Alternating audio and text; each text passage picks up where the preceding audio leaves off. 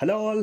Last వీడియోలో సుభాష్ చంద్రబోస్ గారి గురించి కొన్ని విషయాలు తెలుసుకున్నాం. ఇంకా మీరు గనక ఆ వీడియో చూడకపోయి ఉంటే ఆ వీడియో లింక్ పైన ఇస్తాను, ఒకసారి వెళ్ళి చూసేయండి, కొంచెం క్లారిటీ వస్తుంది. సో ఇంక మనం వీడియోలోకి వెళ్ళిపోదాం. ఇంటర్మీడియట్ ఎగ్జామ్స్ లో స్కాలర్షిప్ సాధించి బోస్ గారు ప్రెసిడెన్సీ కాలేజీలో చేరారు. కానీ 1916లో, అంటే సుమారు బోస్ గారికి 19 ఏళ్ల వయసు ఉంటుంది. అప్పట్లో బోస్ గారు చేసే జాతీయవాద పనుల వలన ప్రెసిడెన్సీ కాలేజీ బోస్ గారిని బహిష్కరించింది. ఆ తర్వాత కలకత్తాలో ఉన్న స్కాటికా చర్చ్ కాలేజీలో చేరాడు.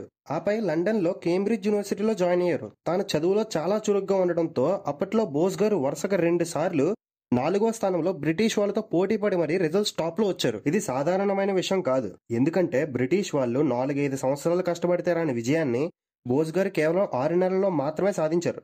ఇది చూసి యూనివర్సిటీ వాళ్ళు కూడా షాక్ అయ్యారు. అప్పట్లో సుభాష్ చంద్రబోస్ గారికి అక్కడ జాబ్ కూడా ఆఫర్ చేశారు. కానీ చిన్నప్పటి నుండే స్వామి వివేకానంద గారి బోధనలతో ప్రేరితులైన బోస్ గారు దేశానికి పుట్టిన నేలకి ఏదో ఒకటి చేయాలని వచ్చిన జాబ్ని వదిలేసి ఇండియా వచ్చేశారు. చిన్నప్పటి నుండే వివేకానందుని బాటలో నడవాలని అనుకునేవారు. బోస్ గారు ఎలా అనేవారు, నా జీవితం వివేకానందుని ప్రభావంతో రూపొందింది. జ్వలంతమైన వివేకానందుని భావాలు నా రక్త కణాల్లో ప్రవహిస్తూ నన్ను రంజింపచేస్తాయి. ఇకపోతే తన నాన్నగారికి బోస్ గారిని సివిల్ సర్వీస్ జాబ్ లో చూడాలని కోరిక. తన తండ్రి కోరికను ఎలాగైనా నెరవేర్చాలని 1920లో సివిల్స్ ఎగ్జామ్ కు హాజరై ఆ ఎగ్జామ్ లో 4వ స్థానంలో నిలిచాడు. కానీ చిన్నప్పటి నుండే దేశం యొక్క పరిస్థితి చూస్తూనే పెరిగిన బోస్ గారు దేశానికి మంచి చేద్దామన్న ఉద్దేశంతో ఎంతో విలువైన సివిల్ సర్వీస్ జాబ్ ను వదిలేసి భారతదేశ స్వాతంత్ర ఉద్యమాల్లో పాల్గొనడం మొదలుపెట్టాడు. ఇక్కడ మనం స్వామి వివేకానందని బోధనలు బోస్ గారిని ఎంతలా ఉత్తేజపరిచాయో అర్థం చేసుకోవచ్చు. ఎందుకంటే మంచి జీవితాన్ని వదిలేసి ప్రజల బాగోగుల కోసం రోజంతా ఉద్యమాల్లో పాల్గొనేవాడు. ఇలా స్వాతంత్ర పోరాటంలోకి వచ్చిన బోస్ గారికి 24 ఏళ్ల వయసు ఉంటుంది. ఇక్కడ నుండి బోస్ గారు తన జీవితాన్ని ఎలా మలుచుకున్నారో చూద్దాం. ఈ ఉద్యమాల్లో భాగంగానే బోస్ గారు గాంధీ గారిని కలిశారు. అయితే మొదట్లో మాట్లాడడానికి వీలు కుదిరేది కాదు. కానీ బోస్ గారి చురుకుదనం గమనించిన గాంధీ బోస్ గారిని ప్రసంగానికి ఆహ్వానించారు. ఇక్కడ స్వాతంత్ర పోరాటంలో ఉండే అడ్డంకులు, కలంకాలు బోస్ గారు గాంధీ గారిని అడిగి తెలుసుకున్నారు. ఆ పనుల మీదుగా ఎక్కువ పనిచేసేవాడు. బోస్ గారిని చూసి ముచ్చటపడిన గాంధీ గారు స్వరాజ్ పత్రికలో పనిచేయమని బోస్ గారికి చెప్పారు. అక్కడ ఉంటూనే అప్పట్లో కాంగ్రెస్ ని బొమ్మలా వాడుకుంటున్న బ్రిటిష్ వాళ్ళ యొక్క పనులు తెలుసుకున్నారు. అయితే గాంధీ గారు సత్యం, అహింస మార్గాలను ఎంచుకొని స్వాతంత్రం తీసుకురావాలని చాలా ప్రయత్నాలు చేసినా అసలు రిజల్ట్స్ వచ్చేవి కాదు. బోస్ గారు తన యొక్క అగ్రెసివ్నెస్ ని కాంగ్రెస్ లో ప్రవేశపెట్టడం వలన ఎక్కువ సార్లు పార్టీలో బోస్ గారే ఎన్నికయ్యారు.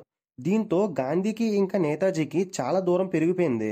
గాంధీకి నేతాజీ యొక్క ఐడియాలజీ తను వెళ్లే మార్గం నచ్చేది కాదు. పైగా ప్రజల్లో కూడా బోస్ గారికి చాలా గుర్తింపు లభించింది. దీనివల్ల గాంధీ గారు బోస్ గారికి చాలా వ్యతిరేకగా మారిపోయారు. బోస్ బాపుల మధ్య విభేదాలు ఉండడం వలన కాంగ్రెస్ పార్టీ నుండి బయటకు వచ్చి ఆల్ ఇండియా ఫార్వర్డ్ బ్లాక్ అనే తన సొంత పార్టీని స్థాపించాడు.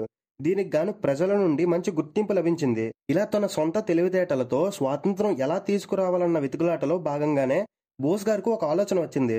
దేశం లోపల నుండి స్వాతంత్రం తీసుకురావడం కన్నా దేశం బయట నుండి స్వాతంత్రం తీసుకురావడం కొంచెం సులువు అనుకున్న బోస్ గారి యొక్క హిస్టారికల్ జర్నీ ఇక్కడ మొదలైంది. ఇదే సమయంలో 2వ ప్రపంచ యుద్ధం స్టార్ట్ అయింది. ఇదే టైంలో బోస్ గారికి ఒక ఆలోచన కూడా వచ్చింది. ప్రపంచాన్ని సైతం వణికిస్తున్న హిట్లర్ని కలిసి తన యొక్క బలగాన్ని భారతదేశానికి స్వాతంత్రం తీసుకురావడంలో ఉపయోగిస్తే చాలా రిజల్ట్స్ వస్తాయని జర్మనీ బయలుదేరాడు. హిట్లర్ మొత్తం యూరోప్ ని వణికిస్తూ ఇంకొక వైపు జపాన్, ఆసియా మొత్తాన్ని తన గుప్పెట్లో పెట్టుకోవడమే కాకుండా అమెరికా మీదకు యుద్ధానికి కూడా రెడీ అయ్యాడు. అంతేకాకుండా హిట్లర్ బ్రిటన్ ని కూడా నాశనం చేయాలని చూస్తున్నాడు. ఇది తెలిసిన బోస్ కి ఒక ఆలోచన వచ్చింది. 2వ ప్రపంచ యుద్ధం చేస్తూ మొత్తం బ్రిటిష్ ఆర్మీ భారతదేశం బయటే ఉంటుంది. దీన్ని బట్టి చూస్తే ఇండియాలో చాలా తక్కువ బ్రిటిష్ ఆర్మీ ఉంటుంది. ఎలాగో లోపల ఉన్న సోల్జర్స్ ఇండియన్స్ కాబట్టి ఈ ఇండియన్ సోల్జర్స్ ని స్వాతంత్ర పోరాటంలో భాగస్వామ్యుల్ని చేస్తే చాలా సులువుగా బయట ఉన్న వాళ్ళని అడ్డుకోవచ్చు. ఇలా చేస్తే ఇండియాకి ఫ్రీడమ్ తీసుకురావచ్చని బోస్ గారు అనుకున్నారు. కానీ ఇంతలో బ్రిటిష్ గవర్నమెంట్ భారతీయులకు తెలియకుండానే ప్రపంచ యుద్ధంలో భారతీయులు బ్రిటిష్ వైపు పోరాడుతున్నారని ప్రకటించారు. ఇదంతా అబద్ధమని తెలిసిన బోస్ గారు వెంటనే జర్మనీ నుండి ఇండియా వచ్చి ప్రశ్నించినందుకు బోస్ గారిని హౌస్ అరెస్ట్ చేశారు. జర్మనీతో టైఅప్ అయితే పని సులువు అవుతుందని గమనించిన బోస్ గారు జర్మనీ ఆర్మీని సైలెంట్ గా ఇండియా లోపలికి దించాలని డిసైడ్ అయ్యి తన కారులో సీక్రెట్ గా తప్పించుకున్నారు. ఇక్కడ నుండి నేరుగా జపాన్ వెళ్లిపోదామన్న ప్రయత్నం విఫలం కావడంతో బెర్లిన్ వెళ్లాడు. ఇదంతా తెలిసిన బ్రిటిష్ గవర్నమెంట్ బోస్ గారు బెర్లిన్ నుండి జపాన్ వెళ్లే లోపే చంపేయాలని డిసైడ్ అయింది. కానీ బోస్ గారి తెలివితేటల ముందు బ్రిటిష్ గవర్నమెంట్ పంపించిన గూఢచారులు విఫలమయ్యారు. జర్మనీ ఆర్మీ హెల్ప్ తో ఎట్టకేలకు జపాన్ చేరుకున్నాడు. బోస్ గారు జపాన్ ఇచ్చిన ఆర్థిక సాయంతో జపాన్, రష్యా, సింగపూర్ ఇంకా ప్రపంచ నలుమూలల్లో సైన్యాన్ని సిద్ధం చేశాడు. ఇలా జరుగుతుందనే బ్రిటిష్ వాళ్ళు మాకు బోస్ ని ఇచ్చేయండి, మీకు స్వాతంత్రం ఇస్తామని ప్రకటించారు. దీన్ని బట్టి మీరే అర్థం చేసుకోవచ్చు బోస్ గారు ఎంత సమర్థుడు. బోస్ బయట నుండి తన సైన్యాన్ని ఏర్పాటు చేస్తున్నాడని బ్రిటిష్ వాళ్ళు బిక్కుమన్నారు. ఈ సమయంలో బోస్ గారు హిట్లర్ని కలవడానికి జర్మనీ వెళ్లారు. వీళ్ళిద్దరి మధ్య స్నేహం చాలా అపురూపమైంది. ఎందుకంటే హిట్లర్ని కంటి చూపుతో చూస్తే భయపడే రోజుల్లో హిట్లర్ ఇంకా బోస్ గారు భుజాల మీద చేయలేసుకుంటూ తిరిగేవాళ్ళు. హిట్లర్ గారు బోస్ కి బెర్లిన్ లో నివాసం ఉండేందుకు ఒక భవనం, సోల్జర్స్ ఇంకా ఒక అసిస్టెంట్ ని కూడా ఇచ్చారు. అలా అసిస్టెంట్ తో ప్రేమలో పడి 1941 డిసెంబర్ 26న పెళ్లి కూడా చేసుకున్నారు. ఆ తర్వాత వారికి ఒక పాప కూడా పుట్టింది. ఆ పాప పుట్టడంతో బోస్ కి పెళ్లయిందని అందరికీ తెలిసింది. వాళ్ళ పాప పేరు అనితా బోస్. అయితే ఇప్పటి నుండి బోస్ గారి డెత్ మిస్టరీ తెలుసుకుందాం. 1941-43 కాలంలో బోస్ గారు తన భార్యతో పాటు జర్మనీలో బెర్లిన్లో ఉన్నారు. ఆ టైంలో హిట్లర్ గారు అతని యొక్క పర్సనల్ కష్టాల వల్ల భారతదేశాన్ని పట్టించుకోలేదు.